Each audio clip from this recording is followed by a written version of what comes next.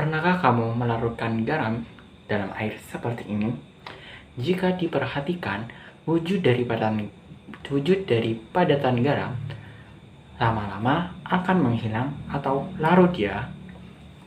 Pertanyaannya, kenapa wujud dari padatan garam bisa menghilang atau larut dalam air? Jawabannya, tonton video ini sampai habis.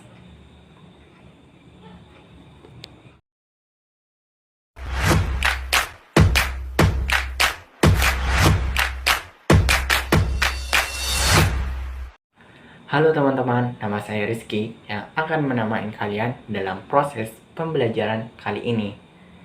Yuk kita simak bersama. Garam merupakan reaksi yang terjadi antara asam dan basa yang terbentuk dari ion positif atau kation dan ion negatif atau anion. Ion positif atau kation berasal dari suatu basa dan ion negatif dari suatu anion berasal dari suatu asam. Jadi, ketika garam dilarutkan dalam air, garam akan terionisasi menjadi kation dan anion. Selanjutnya, kation anion ini akan menyebar di dalam air, mengisi rongga di antara partikel air. Selanjutnya, ion-ion yang dihasilkan dapat diuraikan kembali oleh air membentuk asam maupun basa pembentuknya. Nah, proses ini dinamakan dengan hidrolisis.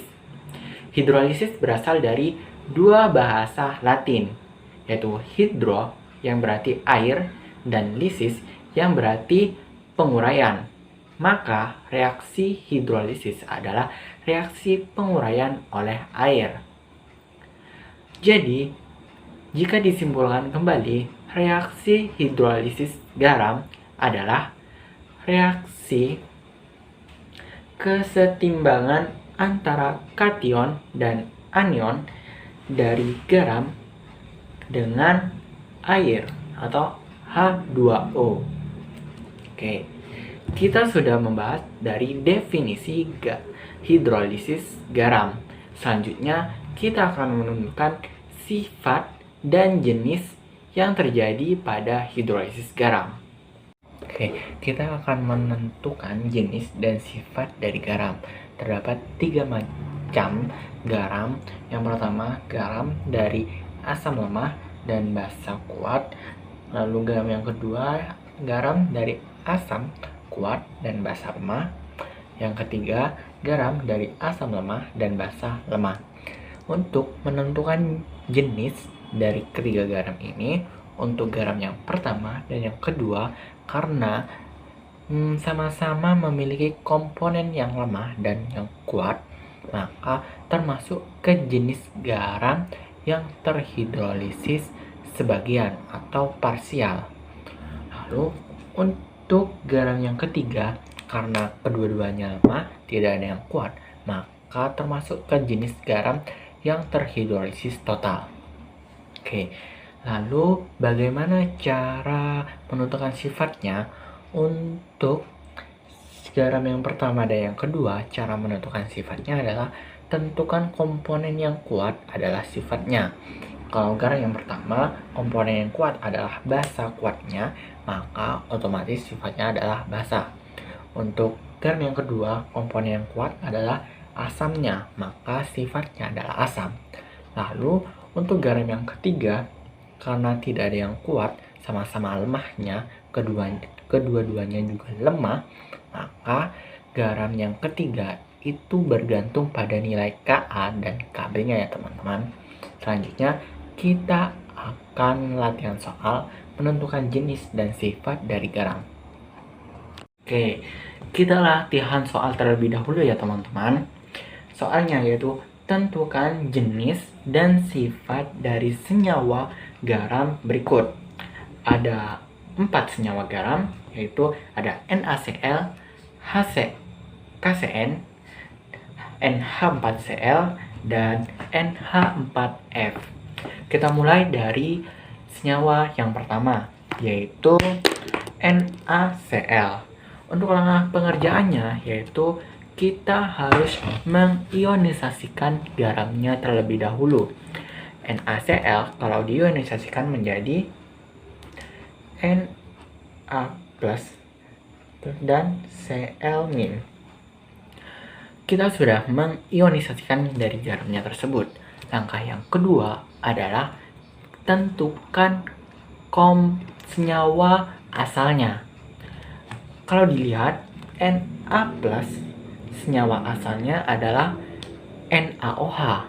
Ya, NaOH yang berasal dari basa kuat. Lalu Cl- senyawa asalnya adalah HCl ya teman-teman. HCl yang merupakan dari asam kuat. Nah, ini keduanya kuat. Untuk jenisnya gimana dong, Kak? Untuk jenisnya, karena keduanya berasal dari asam kuat atau basa kuat, maka jenisnya adalah tidak terhidrolisis dan sifatnya adalah netral. Kita tulis tidak terhidrolisis dan sifatnya adalah netral. Lanjut ke soal yang kedua, yaitu KCN. KCN kita ionisasikan terlebih dahulu menjadi K plus dan Cn-. Lalu cara yang kedua yaitu tentukan senyawa asalnya. K plus berasal dari KOH. Dan Cn- senyawa asalnya adalah HCN. Nah, KOH itu merupakan basa kuat dan Cn- merupakan asam lemah. Nah, kalau ada salah satu yang lemah dan ada yang kuat, maka jenisnya adalah terhidrolisis sebagian atau parsial ya teman-teman. Nah, untuk sifatnya, karena yang kuat pada garam ini adalah KOH-nya atau basa kuat, otomatis sifatnya adalah basa. Kita lanjut ke soal yang ketiga, yaitu ada NH4Cl. Sama seperti tadi, langkah yang pertama kita ionisasikan terlebih dahulu. NH4Cl terionisasi menjadi NH4+ dan Cl-. Langkah yang kedua, tentukan senyawa asalnya. NH4+ senyawa asalnya adalah NH4OH atau amonium hidroksida yang merupakan senyawa basa atau basa lemah. Nah, Cl- senyawa asalnya dari HCl. HCl yang dari senyawa asam kuat. Lalu jenisnya sama seperti soal yang kedua, ada salah satu yang kuat dan ada yang lemah. Maka kalau NH4Cl yang kuat adalah HCl-nya atau asamnya. Maka sifatnya adalah asam dan jenisnya adalah terhidrolisis sebagian atau parsial. Lanjut soal yang terakhir, yaitu soal yang keempat, ada senyawa dari garam yaitu NH4F. Langkah yang pertama adalah kita ionisasikan terlebih dahulu. NH4F jika diionisasikan menjadi NH4+ dan F-. Lalu cara yang kedua adalah tentukan senyawa asalnya. NH4 senyawa asamnya adalah NH4OH atau amonium hidroksida, dan F- senyawa asamnya adalah HF, adalah asam fluorida. Lalu untuk jenisnya, karena kedua komponen ini berasal dari lemah, yaitu NH4OH merupakan senyawa dari basa lemah, dan HF berasal dari senyawa asam lemah. Maka kalau kedua-duanya lemah, termasuk ke hidrolisis total. Itu adalah hidrolisis total. Untuk sifatnya, ini tidak ada yang kuat dari komponennya, maka tergantung pada nilai Ka dan Kb-nya ya teman-teman. Tergantung nilai Ka dan Kb. Selanjutnya, kita akan menentukan reaksi hidrolisis dari garam.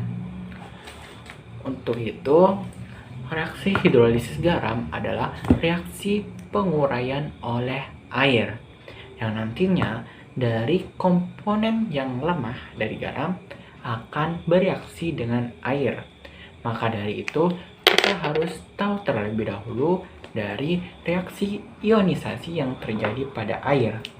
H2O akan terionisasi menjadi ion H+ dan OH-. Oke, kita langsung ke soalnya. Untuk soal yang pertama, yaitu dari garam, asam kuat, dan basa lemah. Ada NH4OH, amonium sulfat. Langkah pertama untuk cara mengerjakannya adalah tentukan reaksi ionisasinya terlebih dahulu. NH4 2 kali SO4 jika diionisasikan menjadi berlaku reaksi kesetimbangan.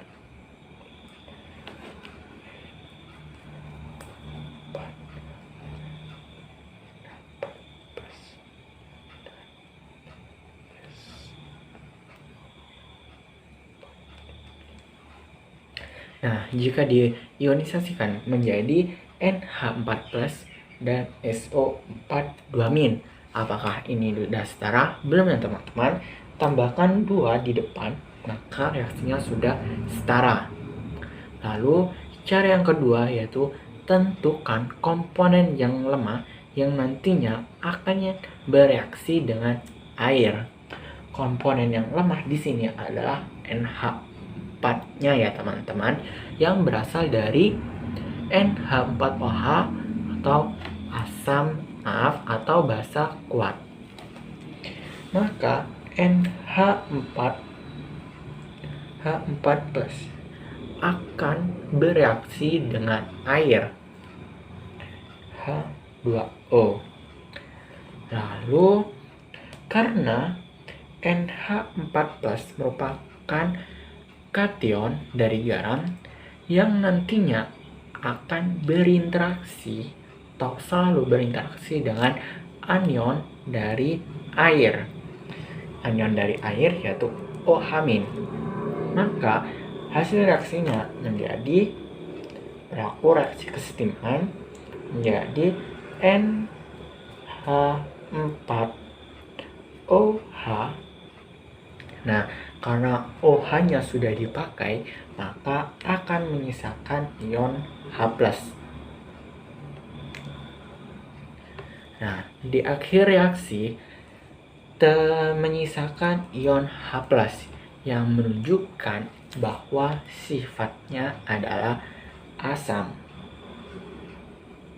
Oke, kita lanjut ke soal yang kedua, yaitu garam dari asam lemah dan basa kuat.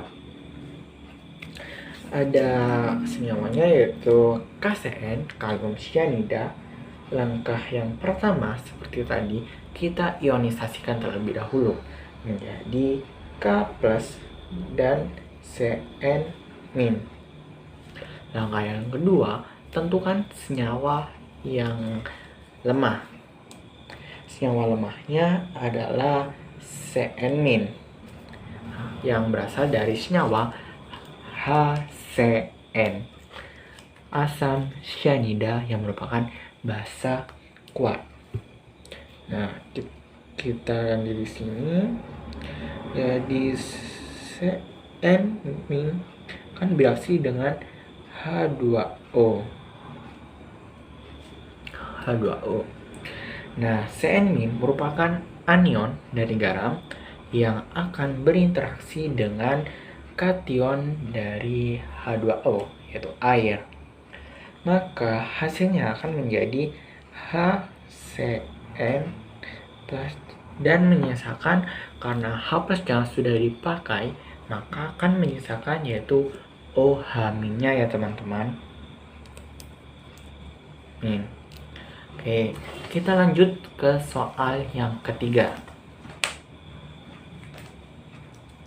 Soal yang ketiga adalah garam dari asam lemah dan basa lemah. Di sini ada senyawa AgCN.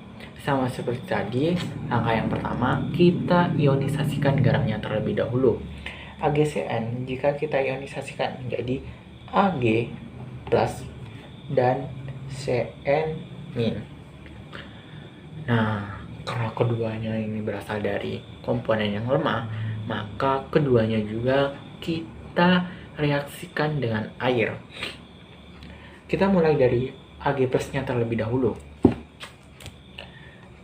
Ag+ kita reaksikan dengan air, yaitu H2O, berlaku reaksi kesetimbangan, maka sama seperti tadi, ini merupakan kation dari garam yang nantinya akan bereaksi atau berinteraksi dengan anion dari air, yaitu OH-.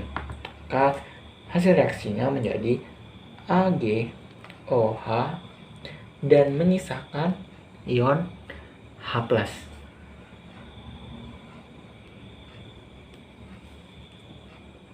Seperti itu. Lanjut ke Cn-, kita reaksikan dengan air.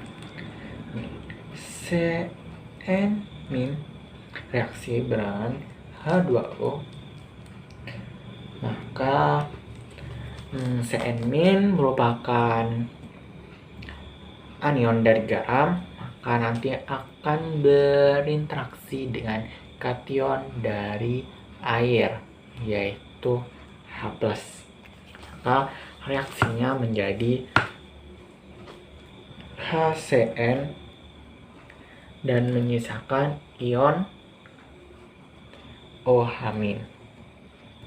Nah, seperti ini reaksi dari hidrolisis garam. Selanjutnya kita akan menentukan pH atau menghitung pH dari garam yang terhidrolisis sebagian.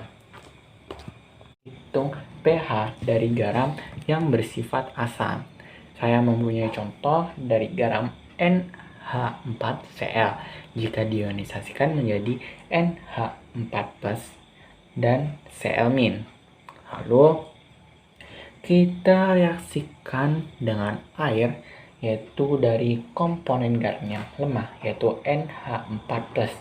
NH4+ kita reaksikan dengan air 4+, NH4+ direaksikan dengan air H2O, maka reaksinya menjadi NH4OH dan menyisakan ion H+. Nah, ion H+ di sini menandakan bahwa kita harus menghitung konsentrasi H+-nya terlebih dahulu untuk mengetahui nilai pH-nya. Lalu untuk sampai ke nilai pH ada beberapa step, yaitu cara yang pertama kita tentukan konsentrasi H plusnya. Konsentrasi H plus bisa didapat dari akar Kw atau konstanta ionisasi air. Kalau tidak diketahui di soal, maka nilainya sebesar 10 pangkat minus 14. Dan Kb adalah Kw dibagi Kb. Kb adalah konstanta ionisasi basa, lalu dikali dengan B, valensi basa, dan dikali konsentrasi garamnya. Setelah kita menghitung konsentrasi H+, maka kita cari pH-nya dengan rumus min log konsentrasi H+. Oke, biar lebih paham, kita mulai dari contoh yang pertama, yaitu NH4Cl. Diketahui bahwa konsentrasi NH4Cl adalah sebesar 0,1 molar, atau bisa kita ubah menjadi 10 pangkat minus 1 molar. Lanjut, diketahui juga konstanta ionisasi basa dari NH4OH yaitu sebesar 10 pangkat minus 5, dan diketahui juga bahwa volume dari NH4Cl yaitu sebesar 100 ml. Oke, cara yang pertama yaitu kita cari nilai konsentrasi H plusnya.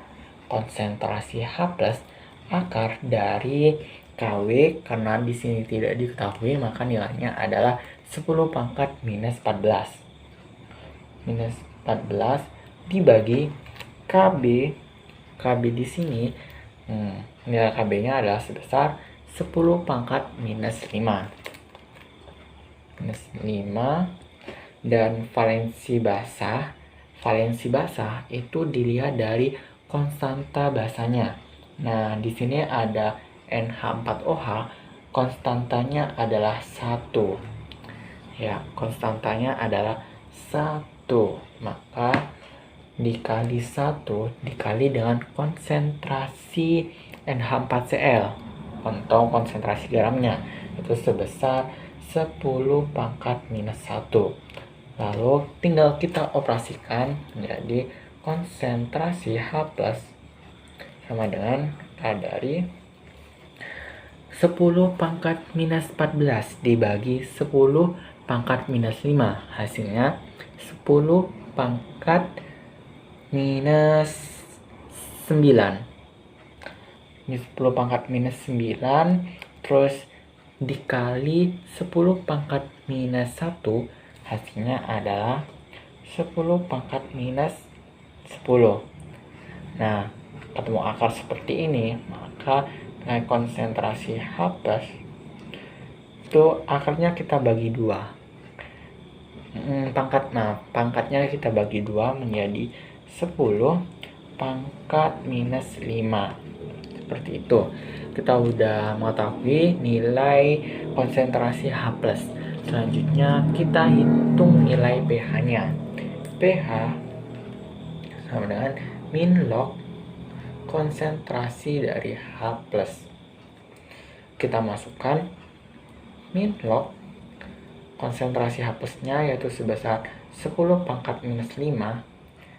Nah, jika ketemu min log 10 pangkat minus 5, kita gunakan sifat logaritma yang ini, bahwa min log 10 pangkat minus A, maka hasilnya adalah A. Kalau di sini min log 10 pangkat minus 5, maka nilai pH-nya adalah 5. Nah, nilai pH 5 ini menunjukkan bahwa sifatnya adalah asam. Oke, kita lanjut ke perhitungan yang kedua, yaitu menghitung pH dari garam yang bersifat basa. Ini di sini ada senyawa CH3COONa diionisasikan menjadi CH3COO- dan Na+. Nah, di sini yang bersih yang berasal dari komponen lemahnya adalah CH3COO-. Maka kita reaksikan dengan air. Oke, kita reaksikan dengan air menjadi CH3COO- plus H2O kan bereaksi menjadi CH3COOH plus OH-. Nah, OH- di sini menunjukkan bahwa sifatnya adalah basa. Maka untuk menghitung pH-nya, kita harus tahu terlebih dahulu nilai konsentrasi dari OH-nya. Untuk menghitung konsentrasi OH- yaitu akar dari Kw per Ka dikali A atau valensi asamnya dan dikali dengan konsentrasi garamnya. Lanjut, setelah kita mengetahui nilai konsentrasi dari OH-, kita menghitung pOH-nya. pOH sama dengan min log konsentrasi OH-. Setelah kita menghitung nilai pOH-nya, baru kita masukkan ke persamaan, yaitu pH plus pOH sama dengan 14. Oke, biar lebih paham, kita langsung ke soalnya. Diketahui konsentrasi dari CH3COONA yaitu sebesar 0,1 molar. Kita bisa ubah menjadi 10 pangkat minus 1 molar. Oke, dan diketahui juga nilai Ka-nya sebesar 10 pangkat minus 5. Maka langkah yang pertama yaitu sama di sini kita menghitung nilai konsentrasi OH- terlebih dahulu ya teman-teman. Maka nilai konsentrasi OH- akar dari Kw-nya 10 pangkat minus 14 per Ka-nya yaitu 10 pangkat minus 5 dan valensi asamnya sama seperti tadi di konstanta CH3COOH yaitu sebesar 1. Lanjut, konsentrasi garamnya yaitu sebesar 10 pangkat minus 1. Tinggal kita hitung. Maka didapat konsentrasi OH- sama dengan 10 pangkat minus 14 dibagi 10 pangkat min 5, hasilnya 10 pangkat minus 9 dikali 1 tetap, lalu dikali 10 pangkat minus 1, 10 pangkat minus 9 dikali 10 pangkat minus 1, hasilnya akar dari 10 pangkat minus 10. Lalu akar hasilnya akan menjadi 10 pangkat minus 5. Oke, kita lanjut menghitung pOH-nya. pOH sama dengan min log konsentrasi H+. pOH sama dengan min log konsentrasi OH-. Konsentrasi OH- di sini sebesar 10 pangkat minus 5. Maka nilai pOH-nya sama dengan 5. Apakah sampai sini selesai? Belum ya teman-teman. Langkah yang terakhir, kita gunakan persamaan dari pH plus pOH sama dengan 14. Nah, pH plus pOH sama dengan 14. Nilai pOH-nya sudah diketahui yaitu sebesar 5. pH plus 5 sama dengan 14. Nah, untuk menghitung pH, 5-nya pindah ruas ke kanan. Yaitu ini coret tinggal 5. 14 dikurang 5 adalah 9. Maka nilai pH-nya adalah 9. 9 di sini menunjukkan bahwa nilai pH garam bersifat sifat basa. Oke, sifat basa. Oke, sampai di selanjutnya kita akan belajar menghitung pH dari garam yang terhidrolisis total. Itu merupakan materi yang terakhir. Oke, yang terakhir yaitu menghitung pH garam yang terhidrolisis total. Di sini ada senyawa NH4CN jika diionisasikan menjadi NH4+ dan Cn-. Lalu karena keduanya dari lemah, untuk menghitung pH-nya, langkah yang pertama kita menghitung konsentrasi dari H+-nya. Konsentrasi H+ bisa didapat dari akar KW konstanta ionisasi air dikali Ka per Kb. Lalu setelah kita menghitung nilai konsentrasi H+, kita menghitung nilai pH-nya dengan persamaan min log konsentrasi H+. Oke, mari kita langsung ke soalnya. Soalnya itu diketahui konsentrasi dari NH4CN sebesar 0,1 molar dan nilai Ka dari HCN yaitu sebesar 10⁻⁴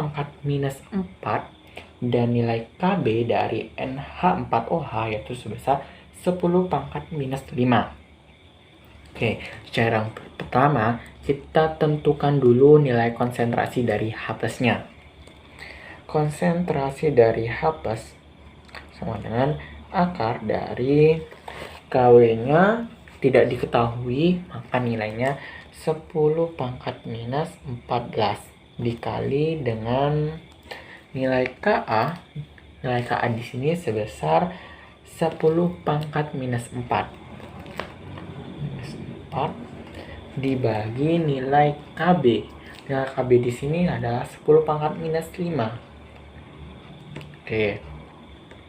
Selanjutnya kita hitung konsentrasi H+ sama dengan K dari 10⁻⁴ dikali 10⁻⁴ dibagi 10⁻⁵. Kita hitung yang pembagiannya terlebih dahulu. 10⁻⁴ dibagi 10⁻⁵, hasilnya 10⁻⁴. 10⁻⁴. Oke. 10⁻⁴ dikali 10⁻⁴, maka nilai konsentrasi H+ sama dengan akar dari 10⁻⁴ dikali 10⁻⁴, maka hasilnya 10⁻⁻13. Lalu nilai konsentrasi H+-nya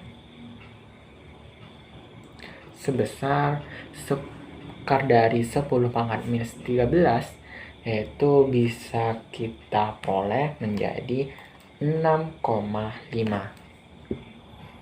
Kita udah menghitung nilai konsentrasi H+-nya, maka kita tentukan nilai pH-nya.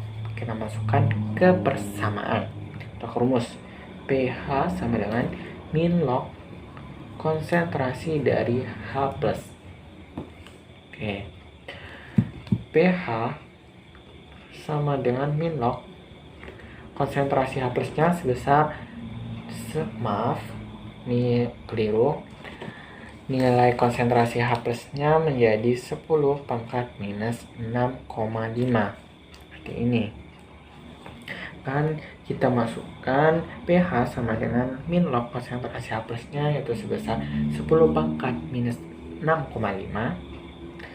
10⁻⁻⁵, maka nilai pH-nya adalah sebesar 6,5.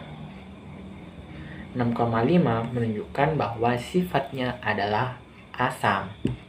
Lalu ada cara yang lebih mudah jika di soal hanya diminta tentukan sifatnya. Jika di soal ini saya hapus dulu. Jika dalam soal yang disuruh hanya tentukan sifatnya dan diketahui nilai KA dan KB-nya, maka kita gunakan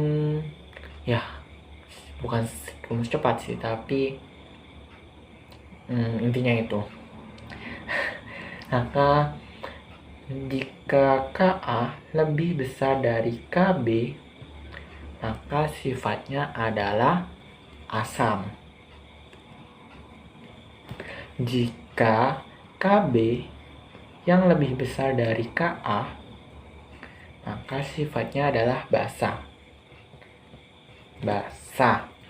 Nah, kalau kita identifikasi bahwa nilai KA di sini besarnya 10 pangkat minus 4 dan nilai KB-nya di sini 10 pangkat minus 5, maka terbukti bahwa ini adalah benar. KA-nya lebih besar dari KB-nya, maka sifatnya adalah asam. Oke, demikian video pembelajaran kali ini. Kita sudah membahas materi hidrolisis garam dimulai dari definisi, lalu kita sudah menentukan jenis dan sifat dari garam, lalu kita juga sudah menentukan reaksi hidrolisis yang terjadi pada garam dan menghitung pH dari jenis garam yang terhidrolisis sebagian atau hidrolisis parsial, dan kita juga sudah menentukan atau menghitung nilai pH dari garam yang terhidrolisis total. Saya Rizky akan mengakhiri pembelajaran kali ini. Tetap semangat, sampai jumpa di pertemuan berikutnya.